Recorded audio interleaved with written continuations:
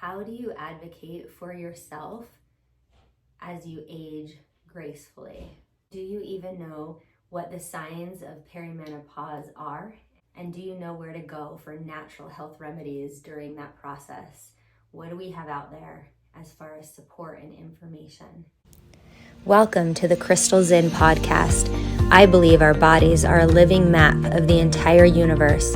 All the answers reside within. Remember, you are sovereign, whole, and infinitely valuable. And the best gift we can give to the world is our own healing. Join me as we explore holistic tools, spiritual practices, and paradigms that are shifting the way people experience life, business, and relationships. I love to share education on the most recent medical research and cutting-edge technology on anatomy, neurology, trauma, development, and more to give us a foundation in understanding how to align, utilize, and upregulate our physical systems. Ultimately, this podcast is a witness and support to people on their journey of remembering, an inspiration for all of us to keep going, and a reminder that we are not alone. So welcome to the Crystal Zen podcast. Today I have a returning guest, Sharee. Hi. Hi, Sharee House. Sharee House Snyder, something like that. Sharee House Snyder. Yeah. Yeah, so she was on before talking to us all about foot zoning. Right. Which is incredible and amazing and has recently helped me again in that arena. But today we're going to talk something a little bit different. And it did come up while I was getting a foot zone from you. Which is aging gracefully, perimenopause, natural supplements, the difference between women aging 50 years ago, 100 years ago, and now, and just some more information that blew my mind that I think just needs to be more prevalent and more accessible. And Sharee's working on that, actually. I am. Getting that out there for us. Well, I'm not a doctor. I'm no expert. But I am for my own self. And I think if people can understand that everybody does this differently, and everybody's bodies are going to be different, and everybody's symptoms can be different. There are some that are pretty consistent, but I've just done my research. I've had to dig and dig and dig and find doctors and people who will help me. And sometimes it's hard to find help. Yeah, and sometimes that's the best education, right? And the best advocate is someone who's trudged that path for themselves, because you've had to go deeper and find things more peripherally than anybody really has, at least that I've heard of. So thank you for coming to share a little bit with us. Sure. So if you remember, we'll just tune in for 10 or 15 seconds. Okay. From this crazy day. If you've not, it is right. Yeah, it has been. If you haven't had a minute to stop, then here's your opportunity. So just stick with us for 20 or 30 seconds. If you're in a place where it's safe to do so, close your eyes. And as you exhale, feel your body relax and give it permission to take up more space. Feel some expansion through your breath. Maybe your hips get wider, or your shoulders relax, or you lean back, or you just spread your fingers and toes. Extending yourself back into the feeling body. And today we're just going to take 3 to 4 breaths, focusing on your exhale. And see if you can move to the edge of your comfort in your mind or spirit or body, and see if you can relax there. Just a tiny bit, almost like you're metaphorically stretching your arms out, and right at the tips of your fingers, you relax. See if that creates some more space.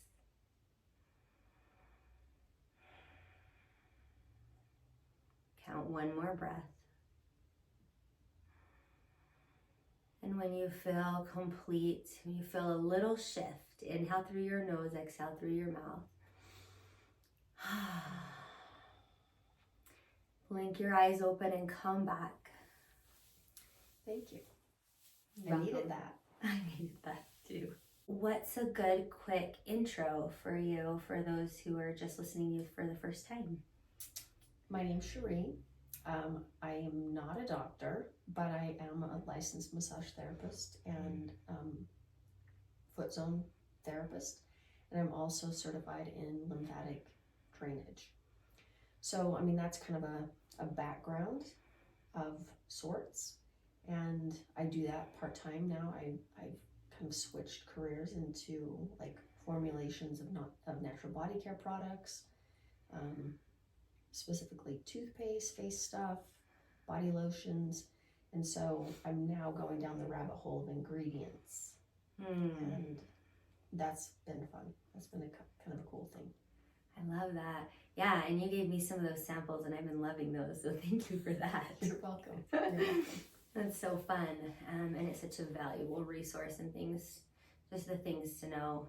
It feels really overwhelming, the ingredient thing, right? We kind of get bombarded with, make sure this isn't in your stuff, make sure this is in your stuff. It feels really overwhelming. It is overwhelming, and especially if you don't know, like they're big long words, and if you don't know what it is or the function in a formula or even in your food, it's horrifying. Like it's just, it is way overwhelming.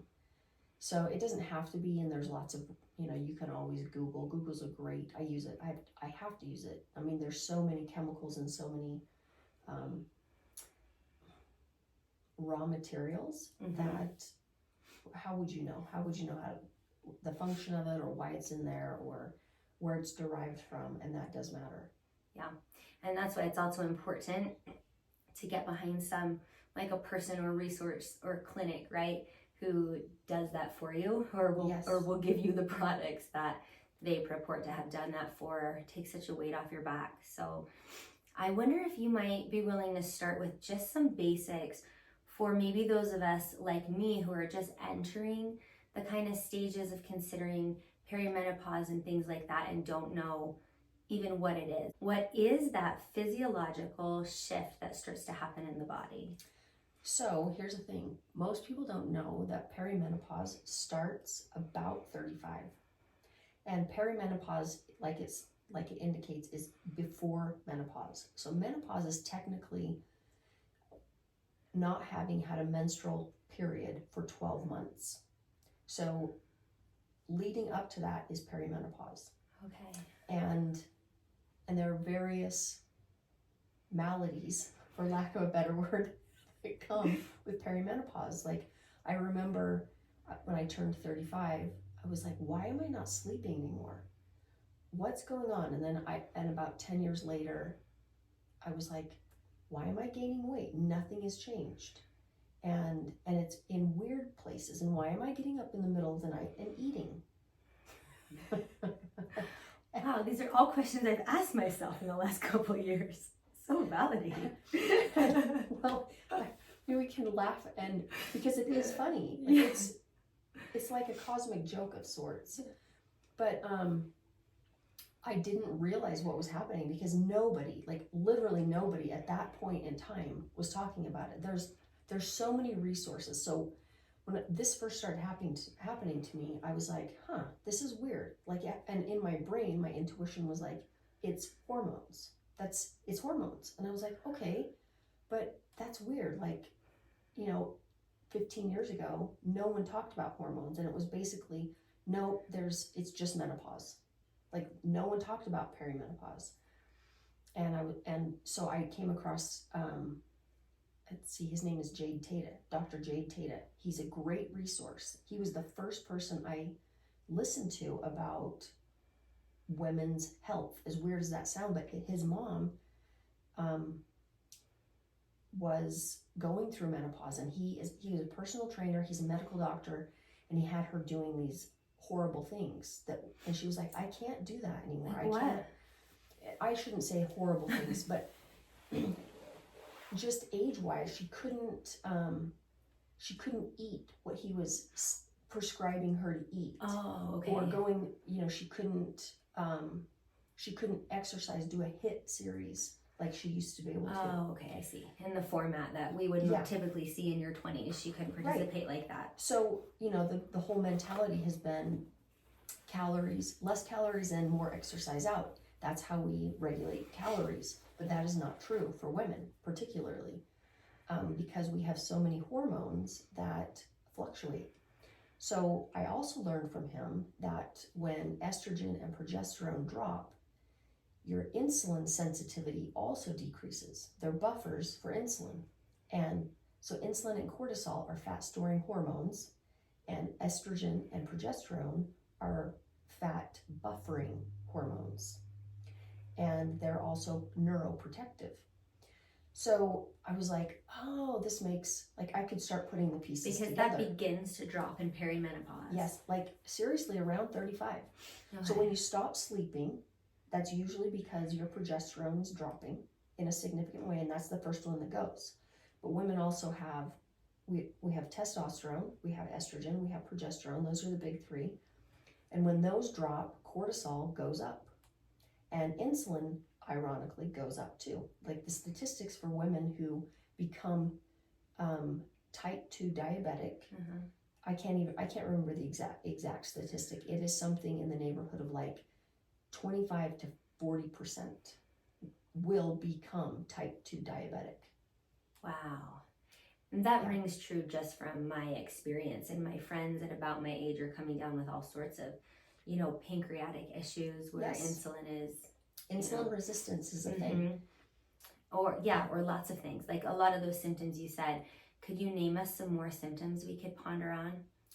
So sleep. Sleep. Yep.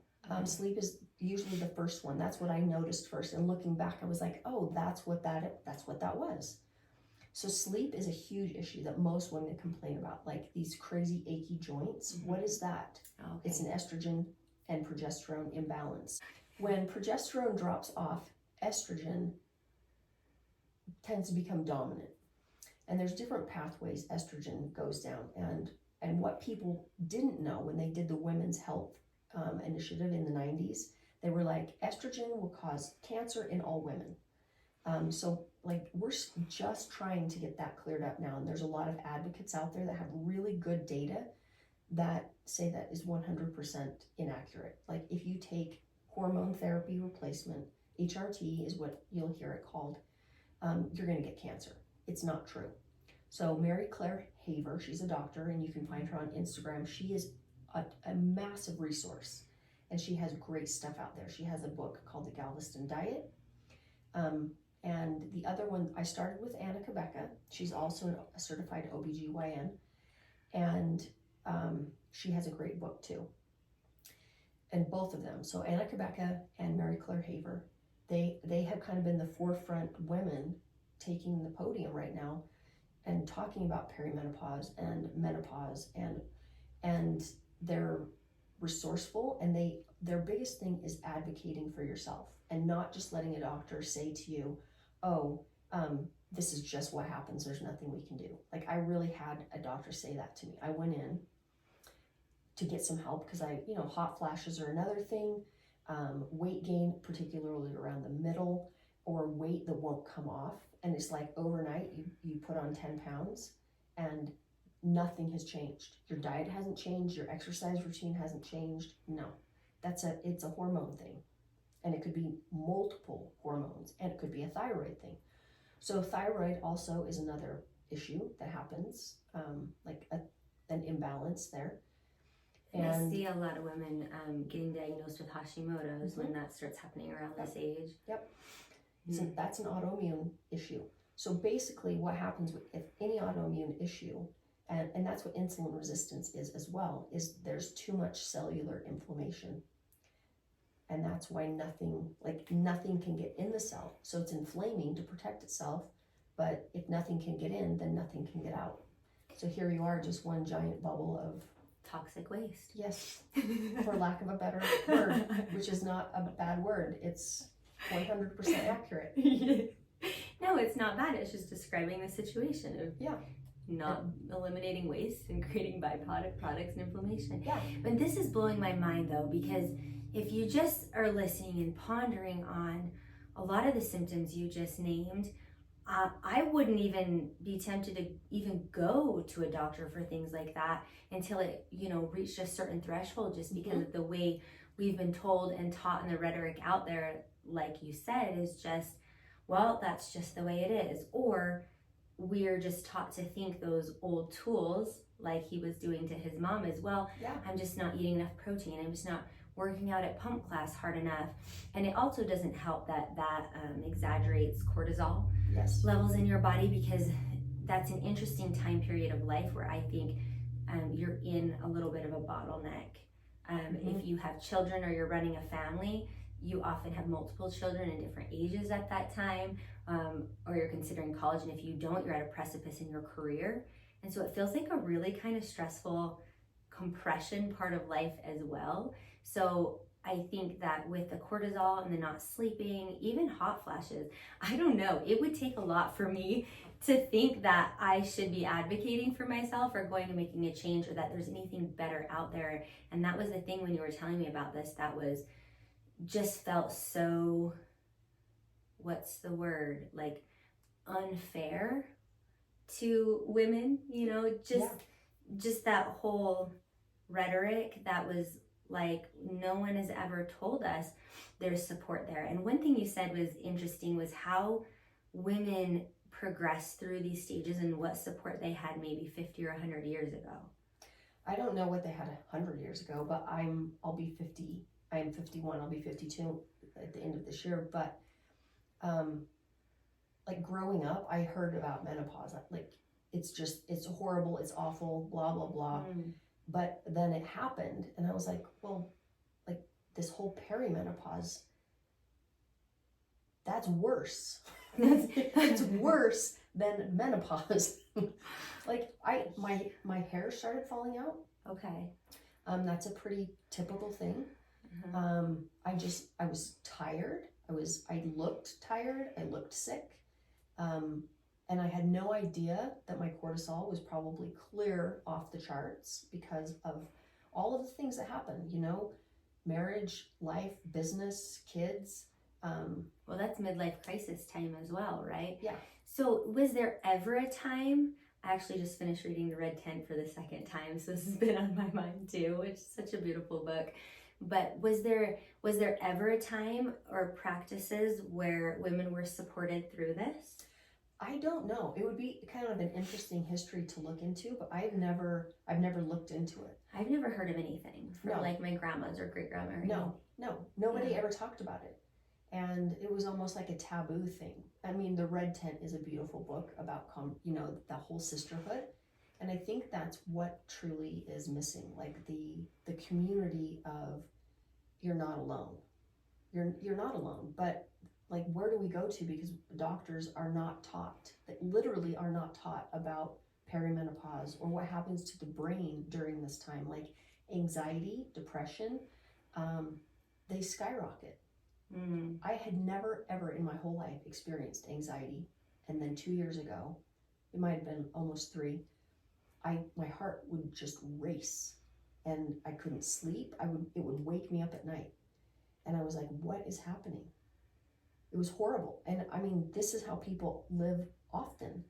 Is that a symptom of the hormone imbalance? Yes. And brain fog. And let's see, what else? There's so many. I probably should have written them all down. I know. I'm thinking too, because the brain fog is a big one. I feel like the social overwhelm and the mood swings. I've heard of a lot in regards to that. Yeah, the mood swings are big. Mood swings are big. I was like, wow, well, that just happened. I would get to the point where I was like, wow, I'm unfit for human interaction. I need to go away. Yeah. It was bad. And I remember sitting at my computer one day and literally sitting there going, okay, I know I'm supposed to be doing something with these little keys and that monitor up there, and there was nothing. And I was like, this is really, really horrifying. And it's also interesting because it's so a lot of those symptoms have been like corralled into like ADHD or Yes. trauma or Mhm. a lot of these big things that are getting a lot of attention now. And I am thinking, you've really got to go down the rabbit hole and kind of figure these things out, especially if you're a woman, especially if you're in that age, because it's probably that. And the hormone thing reminded me of just the tactile sensitivity and the emotional sensitivity, because I did do a podcast on sleep, and when you're not sleeping and you're not sleeping in specific stages, especially when this stuff hits, then you're not getting the deep sleep you need for the physical repairage or the places where growth hormone is emitted, and it's, you know, over 60% or something like that. And so you might get a little of it, but that causes a lot of these symptoms as well. It causes a disassociation in the hemispheres of the brain. It causes actual tactile and physiological sensitivities to hot, cold, and all these things, and the hormones to go out of balance as well. So it feels like, I don't know, it kind of feels like, is it even a battle? I was going to say it feels like an uphill battle, but is it even a battle? It just feels like we're losing. So what can we do about it? So these are some of the things that I have done. Like I highly advocate for seeing where your hormone levels are. And there's various tests that you can have done. I would recommend a functional practitioner or a functional medicine doctor. And make sure, and if you, and I say that because they tend to do a better panel. They will look at your T3, they'll look at your available T3, your T4, and how those are working together, and you have to have, those both need to be compatible. I would find a practitioner who's willing to look at your A1C levels and monitor those. And what are those? What are the A1C? Sorry, I forget that. Okay. It just blurts right out of my mouth. Yeah. So A1C is the average glucose level over a 3-month period. And for a healthy person, it should be about 5.2. So anything at 5.7 to 6.0 is pre-diabetic. Because that's a decrease in insulin. It's a decrease in insulin sensitivity. Your pancreas still produces insulin, and there's still insulin in your body, but it's high. So it's not getting into the cell. Okay. So your fasting glucose should be below 100. And anything like 100 or more is pre-diabetic. So once you hit 6.0, you are considered diabetic. And anyway, so that's what A1C is. So first off, just get those levels checked. Get your blood work checked, and specifically your hormones. There's another test I would highly recommend. It's called the Dutch test, and it's a urine test, and it will tell you, like in a graph, like where you're at as far as estrogen goes, like if it's dropping, where it's normal, your testosterone, your progesterone, and even your cortisol. Cool. But it does not do the A1C. Okay. And it's kind of an expensive test, and I guess expense is relative, right? You either pay for it in prevention or you pay for it at the end in hospitalization or whatever. Well, even if you just go down 2 of those rabbit holes, chronic illness or type 2 diabetes, that'll foot the bill. I mean, that bill would be worth it, because that's a lot of money. Both for the rest of your life. Very, very expensive. So I would recommend that. And the clinic I go to is in Farmington, which is kind of far. I mean, I happen to live in Salt Lake, so it's not so far, but they're really good about that. And they're really good about listening. And so I can advocate for myself, but not all doctors will do that. If you just Google Dutch test near me, you may be able to find some practitioners locally. I love that. And I love that support and help. And I just want to pause on like one difficult hump to get over too, is that advocating for yourself, time for self-care, thinking it's important and worth it, and then kind of living all the way up to your mid-30s or 40s, serving other people or things or circumstances besides yourself. It's a giant mind shift as well, right? To put that commitment into your long-term health. And I don't know, what do you think about that? I think it's a beautiful way to transition into menopause, because to me, like, this is the perimenopause is the time that you're gearing up to be reflective of yourself. And menopause is kind of that, where you've accumulated all this wisdom, and now you're playing off of all that wisdom, which is also it's a big mind shift, because you go from caretaker to self-care, which is very hard for some people, myself included. Like, is it okay for me to rest? Can I lay down? Is that okay? Is it okay to do nothing?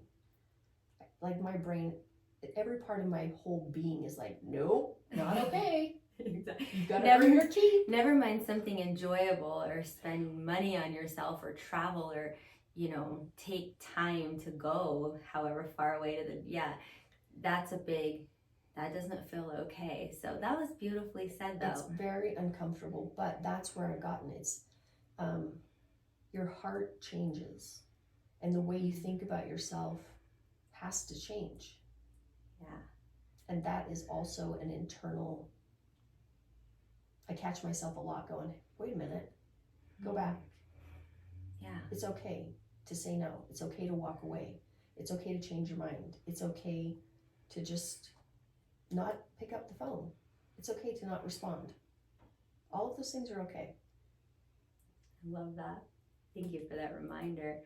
Yeah, so all of those things can make it a more beautiful and welcome transition, as opposed to like fighting and resisting and not knowing what to do. Could we turn towards it intentionally, like we do in a lot of our healing practices, and kind of surrender to that, and also prioritize ourselves? That's beautiful.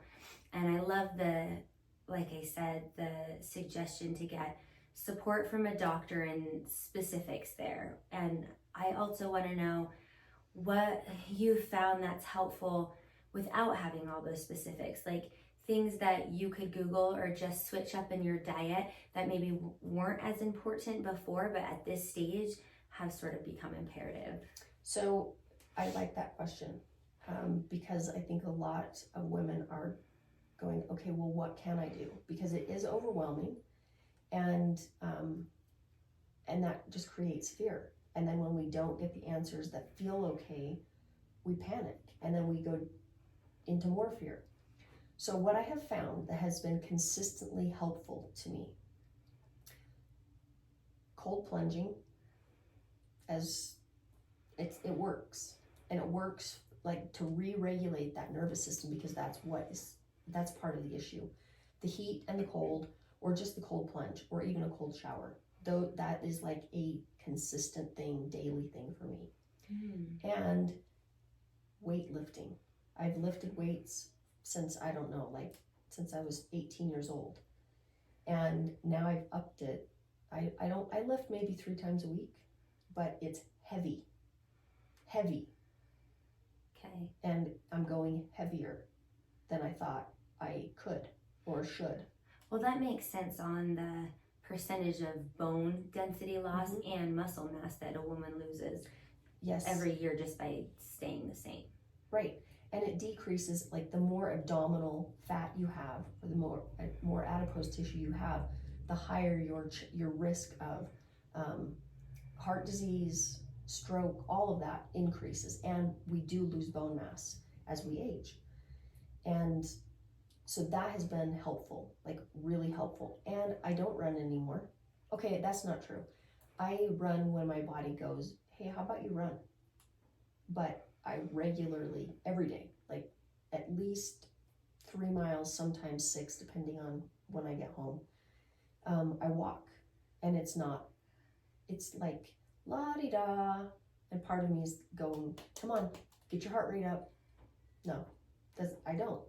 My heart rate doesn't go up when I walk. But part of that is what I learned with Jade Tata, Dr. Jade Tata. You have to just slow down. Your body is begging you to slow down so that your cortisol doesn't shoot right up. Oh, I love that. I read something about that, to switch to walking around this age. Yeah. And, like running, all of the mental and emotional benefits come from the bilateral movement. But I didn't know about that heart rate and cortisol spike piece to it that you actually don't want, because your body can't compensate for that in the same way. It can't anymore. So let's see, what else do I do? I drink a lot of water, and I'll use electrolyte stuff. And a lot of the data out there, like podcasts that you'll see for like life hacks, is all done based on men's studies. But I have found, I use an amino acid called Perfect Amino, and I really like them. That works for me. I think that's important to bring those in. You don't have to just find something that works for you, is basically what I'm saying. Find something that works for you. I found that I can eat about 50 grams of carbs a day, and that's it. Like I'm actually in the pre-diabetic category.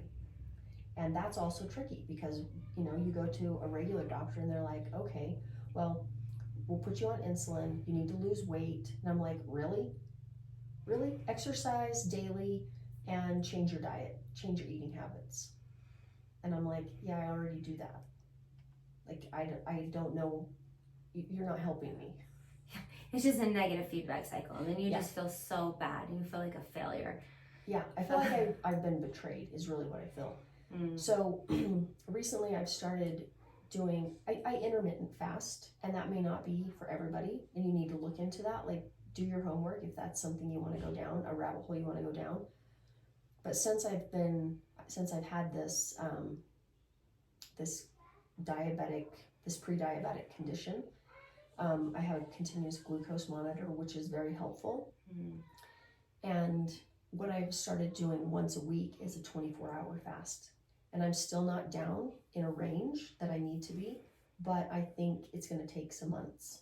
Your red blood cells turn over every 120 days. So I was going to say, I heard it takes 3 or 4 months when you change your sleep cycle or you do a fasting thing. Yeah.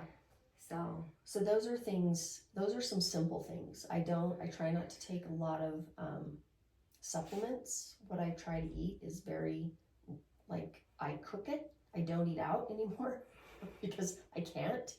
I'm very cautious. I've become super sensitive to like gluten and seed oils, like sunflower, any seed oil.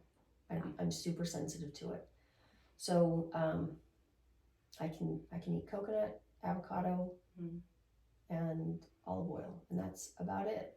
But those things are pretty simple, accessible, and like self-manageable, where you can do enough to say, I've done a good job at this.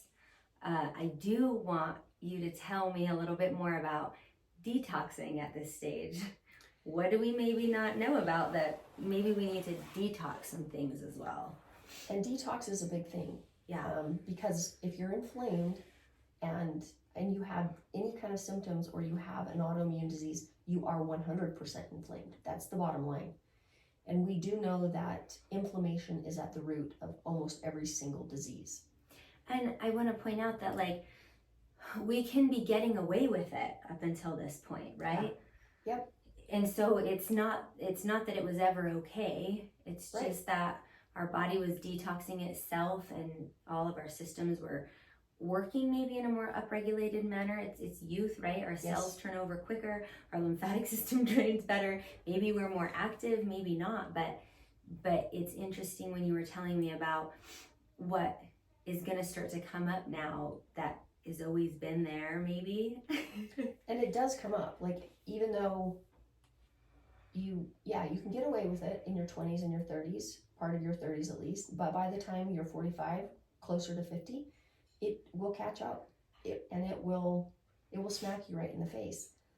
So let me back up. Our largest organ for detoxification, one is the skin, liver, and lymphatic. So sweating is good. Sweating is good for us. Like, a lot of sweating. So, like 90 minutes of Bikram a day sweating. that might push you over the edge, but if you did that, once or twice a week, if that works for you, then that is great. Or even just sitting in the sauna and meditating, like just slowing down. You don't have to keep pushing. Yeah. But our skin is a really great organ. Even a bath. I was gonna say, I feel like I need it every day. Like, I feel like if it's not a bath or sweating outside or sitting in a sauna or a hot yoga class, I feel my body, it didn't used to feel like that, but I feel like I've been feeling it like every day. So that's interesting.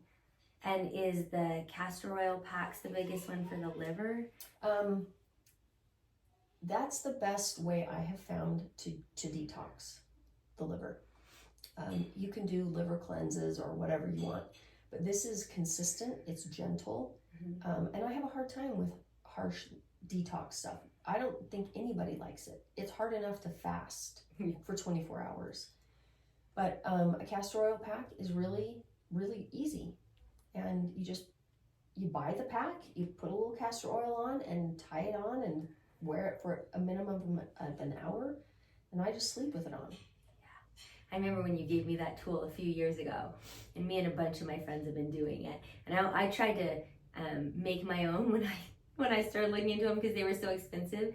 But now there's a lot of options out there. Yeah. Even on Amazon. And yeah. You just need to make sure that the cotton is organic, and the castor oil is also organic in a glass jar.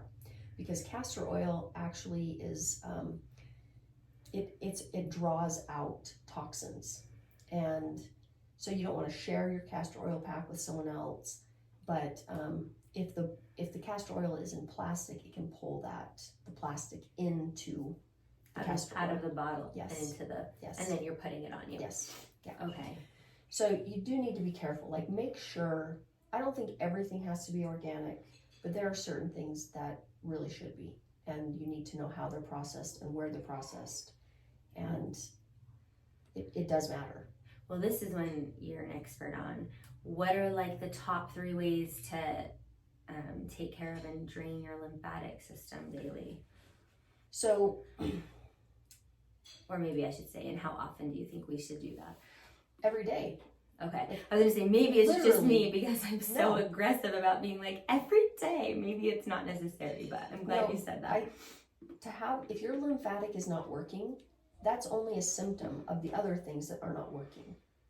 So like your gut, your liver, all of the ways that we normally detox, they're going to show up in your lymphatic, whether that's a swollen face, swollen eyes, arms like puffy around your armpits. All of that is lymphatic swelling. And so Gary Mickelson, Stop Chasing Pain on Instagram, if you follow him, he has like 6 points to do daily. So your collarbone, behind your ears, and then your axillary, and then your abdomen, and then your groin, and then behind your knees. Those 6 points. Cool. And he walks you through it. And the lymph is so, it's so overlooked. And it is critical for mental health. It's critical for like elimination. I would come in every week for lymphatic massage if I could. It just feels so good. It does. It's so relaxing. It's so healthy. It just calms your whole nervous system down. You know when you're not getting enough REM sleep or even deep sleep, and in some of those stages of sleep, it's cleansing your brain through your cerebral spinal fluid. Yes. Would lymphatic stuff help for that if you're not sleeping well? Yes. Okay. Yeah. Lymphatic, first of all, find someone who is a certified lymphatic specialist, drainage. Everybody's taught a certain amount of lymph in school, and it's about 1 day and maybe 4 hours. Okay. But it is not that simple. Like there's things you have to understand which direction it flows. So a quarter of our lymph is on the left side. Okay. And 3/4 of our lymph is on the left side. 1/4 is on the right with the liver. Oh, okay. And of all of the lymph nodes, 1/3 of them are in our head. So if this is not open, if your thoracic duct is not open, nothing else is going to move. It's not going to drain. It's not going to drain, and lymph moves up. It pumps, and that's why walking works. You've got to have that movement. So you've got to be able to use the diaphragms, your pelvic diaphragm and your thoracic diaphragm. That's what moves that. Oh, I love that. There's a lot of cool breath work and Kundalini for lymph. And I wonder what you think about dry brushing and gua sha, because gua sha has been one of my favorite ones to learn more about following the lymph system with that? So, Or is it just superficial? lymph is there's deep lymph, but then there's superficial lymph. So if this is open, everything else is going to move up because it is pulled that direction. It has to go back to the heart. So I use dry brushing, and it's not anything vigorous, like just towards the heart. You're moving up, like you start at your feet, open your ducts first, and then you can move it up. I like it, and it feels good. It's kind of it's like when you pet your cat or your dog, you're getting, it's relaxing. So I like gua sha on the face, and once these are open, once your neck is open and your thoracic duct is open, moving up and then pulling it back down, because you want to open it up and then make sure that it's draining it. I love that. Yeah, that's been one of my favorite things because it's also slows you down to do it. But I was also wondering if you need to get to the deeper sister and Sheila and things like that. Yes, and breathing is critical for that. Like Kundalini breathing, or even breath of fire. Yeah. But it has to pump. Lymph does not have its own pump like the heart. It only moves if you move. So if you're stagnant, if you sit at a desk, you need to get up and move, like take a half a mile walk or whatever it is. One, it's going to bring your blood sugar back down, because it tends to go up when we sit and we're stagnant, and it moves that lymph. What about jumping or shaking? I like it, but maybe I'm kind of weird. I don't know. But it's going to move that. Okay. Well, I do want to know a little bit more about the myths and truths surrounding getting our fillings replaced now.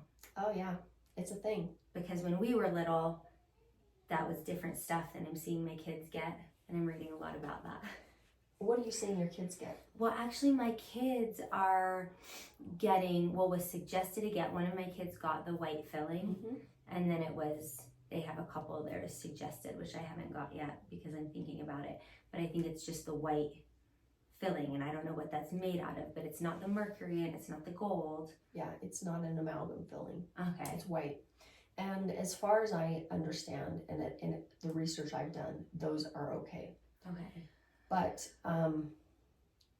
teeth are really interesting in the way that they connect to our meridians and what the mercury in the fillings is doing. So like every time you bite, that mercury vapor is going into your brain.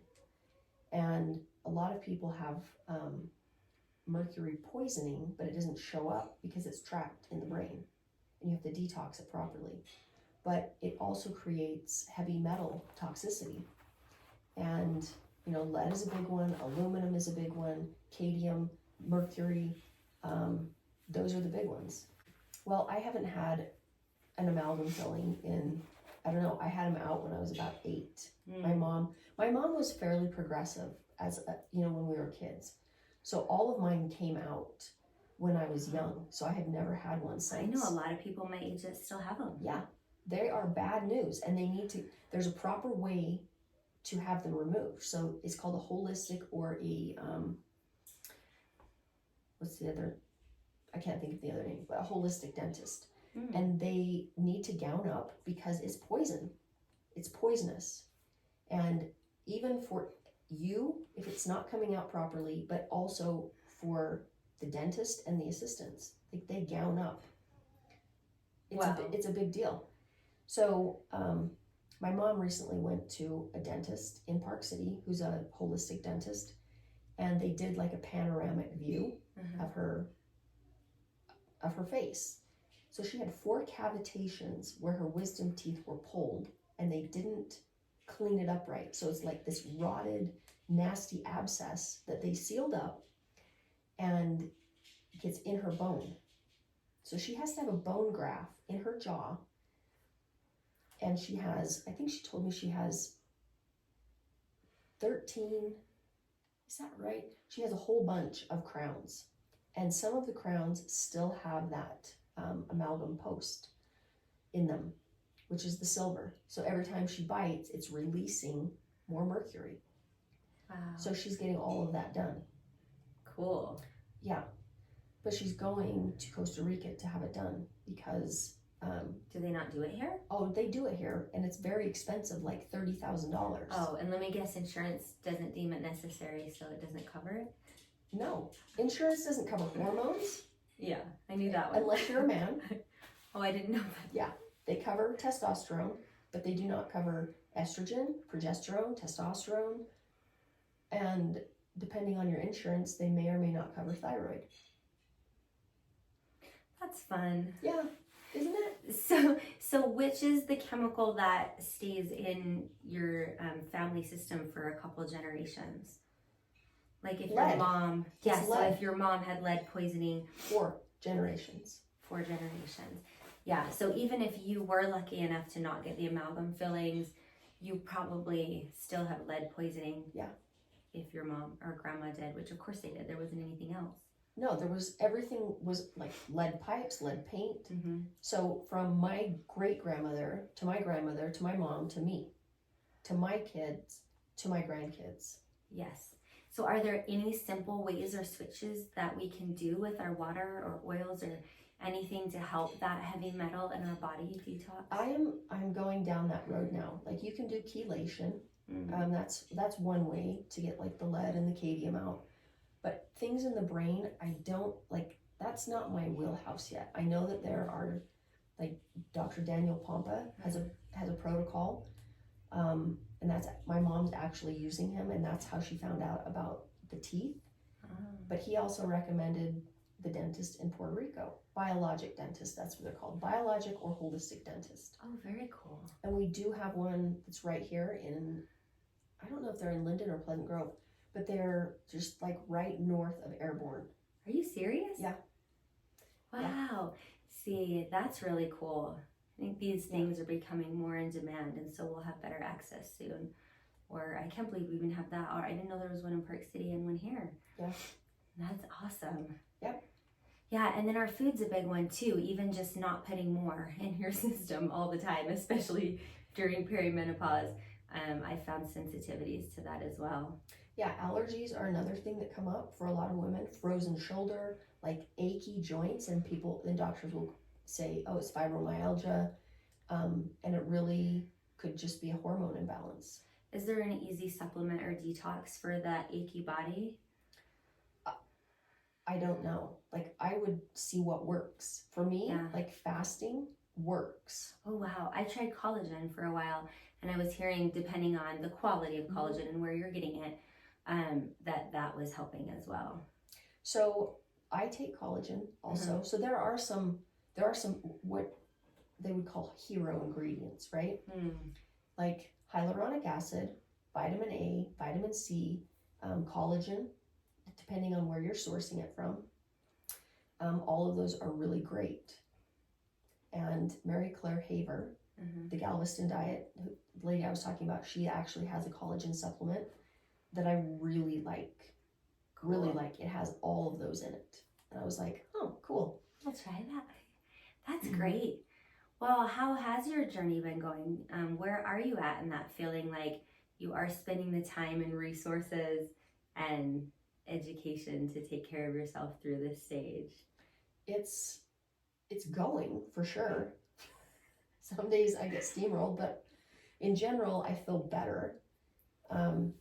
I've been doing castor oil packs for years now, but now that I'm starting, like, part of the detox is I use celery and cilantro and drink that, but I have to be careful about when I take that because it shoots my blood sugar up. I was going to say, what does the glucose monitor say? Yeah, it shoots it up. Okay. Which is weird, right? Yeah. But it doesn't, like, it comes down pretty easy. Okay. But I can tell that it's detoxing, but you do need, it's not a complete detox agent. You need a binder.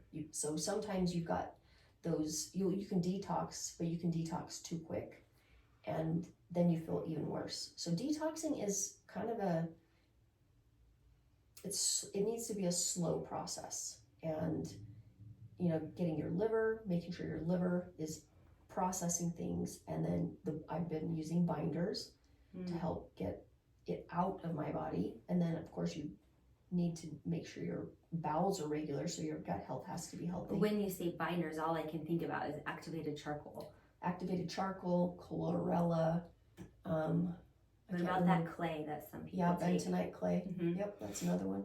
Cool. Yep. Yeah, that's neat. And it's sort of just, like you said, a new way of being, and a process that we just, 3 times you said, slow down. All these processes of slowing down. And also, maybe if we've not spent a lot of time in our life honing those tools and energetic and spiritual skills of like intuition and slowing down, I think that is something for me when I feel overwhelm or anxiety, or like I'm being steamrolled, or there's not enough support. I find that if I do slow down and use some of those intuitive tools, it can become a little simpler for me. Yeah. And so I wonder if you have any advice in that regard, like how to start approaching it. Because even just listening to this podcast could feel a little overwhelming. And if it did, maybe just get a notepad and pencil and listen to it again and just write down like the one thing. But you have advice on that? This is my takeaway, like for my own personal takeaway. I was really shocked when my numbers for my A1C came back so high. I felt like my whole body had betrayed me, because I have literally done everything consistently. I'm not a yo-yo person. I don't like fad diets. It's just not who I am. And so when they came back high, I was like, this isn't right. I've worked way too hard to be at this point. And I had to sit with it, like just be with it. And it scared me, because my aunt died from diabetes. My ex-husband died from diabetes. My dad is diabetic, and my mom is also pre-diabetic. Wow. So it's like, it scares me. It scared me. And I sat with it for a couple weeks. And what came up, like if you look at you go back to the emotions, and what is the glucose? What is that representation? A lack of joy, like letting that sweetness of life come in. And I have kept myself so busy and so disconnected from my own self that I don't necessarily always recognize the sweetness that is there. And that's where I'm at. Like, okay, what is joyful today? What is sweet today? What is fun today? Wow, that's powerful. That feels exactly right. Feels right on theme. And I ask myself in the morning, okay, are we going to the gym, or are we going for a walk, or both? And sometimes it's both. But I allow myself now, instead of like, oh, I gotta earn my keep and bust my hump. It's okay. It's okay if I just walk today. It's okay if I don't make the bed. Maybe. No, that's the wisdom part, is coming back to all of the things that you forgot to love. That's, for me, that's what it is. Wow, I love that. Thank you. Is there any other, are there any other subjects or things you want to share, or a message you want to leave with us? I don't know. I don't know either. And we have such fun conversations in the moment about all these things. I'm trying to rack my brain and see, did we cover all the things that were just so like jaw-dropping and mind-opening when I talked to you last? It doesn't have to be overwhelming. Advocate for yourself, and do not, that would be my biggest thing, is advocate, do your research, and you are going to be different than I am. There is not one mold for this. So notice things about yourself. How do I feel after I eat this? How do I feel when I'm exercising like this? How do I feel when I take this supplement? Am I sleeping? Don't allow a doctor to dictate what is okay for you.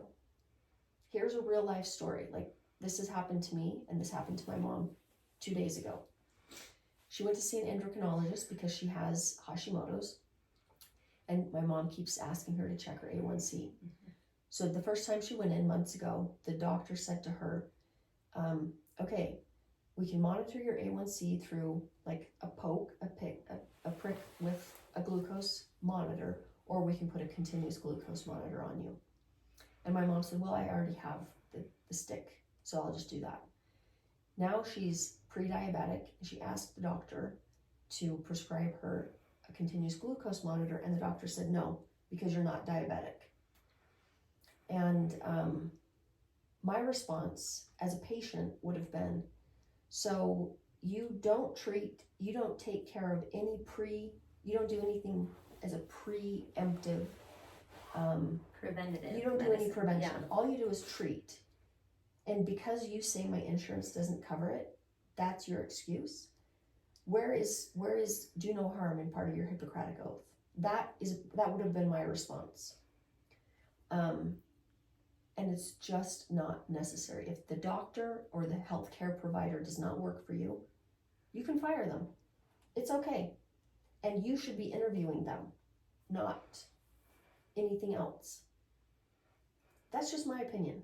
But I've also gotten a little more aggressive in what I will tolerate when it comes to my own health. No, you don't get to tell me that this will work for me. If it works, great.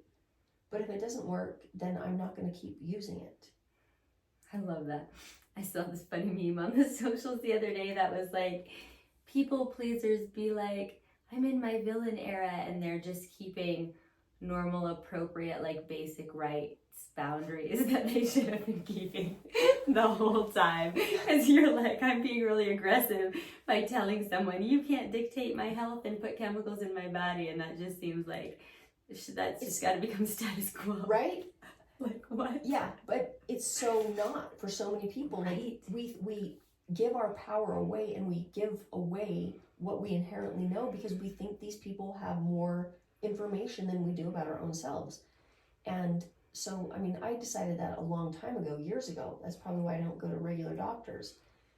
But also, that's kind of a funny thing about getting older too, is like your tolerance for lies, and for lack of a better term, because I don't have one, the BS that comes with that becomes very small. As it should.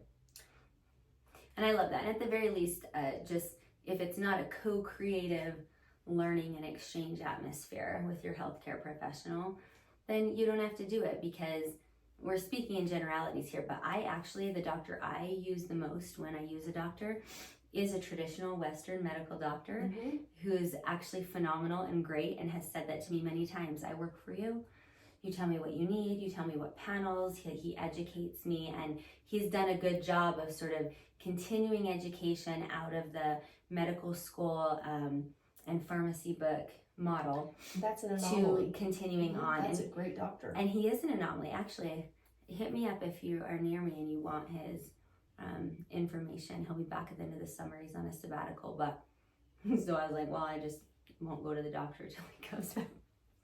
But I'll fix this myself. I'm not going to a doctor. But there is an anomaly, and there's also a lot of healthcare professionals I see out there from that paradigm shifting into something a little different, or just sort of renouncing it. And then those are good ones too to find, who know and see the contrast.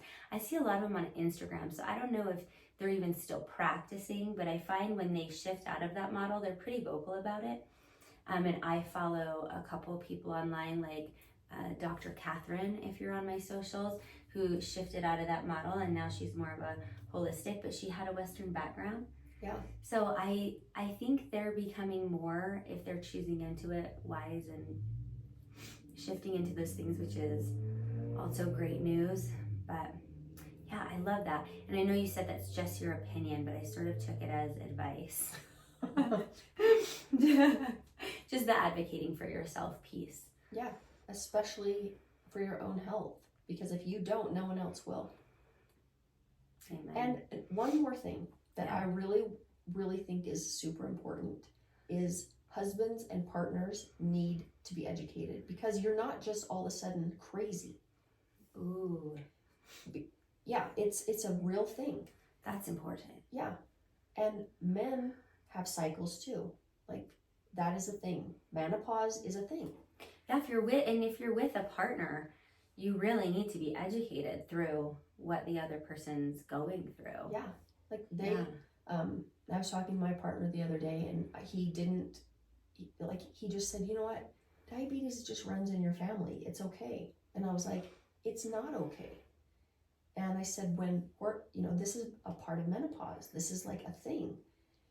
And he goes, oh, I didn't know that. Well, yeah, if we didn't know all of this, how much less would they know? But there does become a good partnership with that, like letting them go, oh, wait a minute. So you can actually have a check for yourself. Like, did I get my supplements today? Yeah. Oh, I keep thinking of things. I love it. Well, that's why I'm just sitting here, because I know what's in there, and I know it's pure gold. So you just keep thinking of things. Blah, blah, blah, blah. Okay, so the other thing that is magnificently overlooked is part of our genetics and genetic breaks for detoxification. So there's a gene called MTHFR. And don't ask me the whole name, because I don't know. But a lot of us were educated over COVID on that gene expression. So it's a gene expression, MTHFR, and you cannot convert B vitamins into the methylated form that we need them. So if you're taking B vitamins, make sure, and you have this gene expression, like upwards of 40, 50, if not more of the population has it, you need to be taking a methylated B vitamin, and specifically methylcobalamin, which is B12, not methylcyanabalamin, something like that. Okay. Anyway, and also, here's another little tidbit. Folic acid is not the same as folate. Yes. And folic acid is chemically made. Folate is converted into folic acid in the body, but folic acid, as it's put into our food as a fortifying, or what's that word that they enriched. I was gonna say, when I found out about that one, I was really upset through my pregnancies. Yeah. About all the folic acid I was taking, and that wasn't bioavailable. It's not. And it actually, for little kids, can create a lot of behavior disorders. So just be aware of that. Like, anything that says enriched, I wouldn't buy it anymore. So that's a good advice and point about if your kids are on supplements and vitamins right now, as maybe they are, because we're trying to do the best by them, and we know it's not in our foods. Yeah. Or maybe we're not buying all the farm to table and organic stuff, so it's not even in, like, that folate might not even be bioavailable in, the leafy greens that you're eating. or the concentration is much less depending on where it was sourced from. Yeah. So that's a good reminder. I know there's a couple companies out there, and I can't name them here, but I can maybe tag them in the show notes just because I can't remember them. But I've come across a couple good kids vitamins companies who are doing this for us. And that's great. And as adults, like, those are the things that we need to watch out for, because the B vitamins regulate our nervous system. Wow. Well, okay, so then what's in those B vitamins shots and in the IV therapy everyone's doing now with B vitamins? I don't know. What is that? I don't know. I don't know either. I don't know. I would ask. We should ask. Show me this ingredient deck. Yeah. So there's also a thing that passed last year. It's called MOCRA, and it's kind of a full disclosure. So cosmetic industries now have to register their products with the FDA, and they have to fall within certain parameters. They have to list their ingredients if they make any label claims. Like, it's for the consumer protection. But those kind of things, like, it's B vitamins. Okay, well, you need to tell me what kind of B vitamins. Like, this is now a thing that will start to be implemented in July. Like Oh, everyone. very cool. So all those new IV clinics will probably have to have a card or a list or something. Yeah, hopefully. they're gonna have to have something. And if you listen to this podcast, you'll be that Karen and you'll ask. Yeah, show me. Yes. Where's your SDS sheet? Methylated. Yep. Methylated B12. Yep. Fascinating. Okay, well, just so you guys know, if she's out of one more things, have one more thing. I think if I'm you good. think you've exhausted it, let's tell them where they can get a hold of you and follow you if they're not already. And if you do any services with Sharee, you probably get 10 times more than you paid for in a good way, right? So if they need access to you, or they need to get a foot zone or a lymphatic massage, what else? Maybe say, what else are you offering right now? Because I know you took some time off for those courses, and then where they can get a hold of you. So I don't do a lot on social media these days because I'm ridiculously busy. But I don't even know what my own handle is. I think it's Sharee House. Oh, is it? I thought I it don't was know. the Foot Witch. Are you using that one? Or I haven't no? used that account for a long time. Okay, but, then I'll tag the Sharee House one. Yeah, you can tag that. I think that's what it is. But you can reach me through there. You can send me a message. You can send me a request, something like that. I just am ridiculously busy. And you have a tiny bit of time if they can get in your schedule for massage, lymphatic massage, and foot zone. That's what I know you're doing. Is there anything else? Nope. Okay. I'm just developing products, and we can talk about those a different day. Yes, I would love to. Are you kidding me? This is my favorite. Man, I appreciate you. I appreciate your wisdom. Thanks for having me. And your friendship, and also just your willingness to share. Well, I hope that it will be helpful to, just even one person, because it took me, I've been on this journey for at least a decade. And in all of that time, I had one person that I came across, and it was a man. And I was like, well, okay, this is good information, but now what? What do I do about hormones? What do I do about getting those tested? And then what? Where? What? What are pellets, and what's a troche? And I had to learn all of these things. So there's more people out there now, but make sure that the source is good, the credentials are good, and they're not just spewing off some crazy sounding something.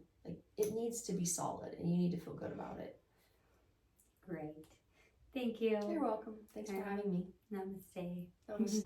Thank you for listening. Connect with me on Instagram at Crystal Zen Yoga. Subscribe on my website at crystalzenyoga.com to receive tools and practices for your holistic journey, and to be the first to know about offerings, workshops, trainings, and retreats. We live in powerful times that require courage, bravery, compassion, authenticity, community, and grounding. You're not alone. Check out my free content, classes, and meditations on YouTube under Crystal Zen Yoga, and have a beautiful day. Sat Nam.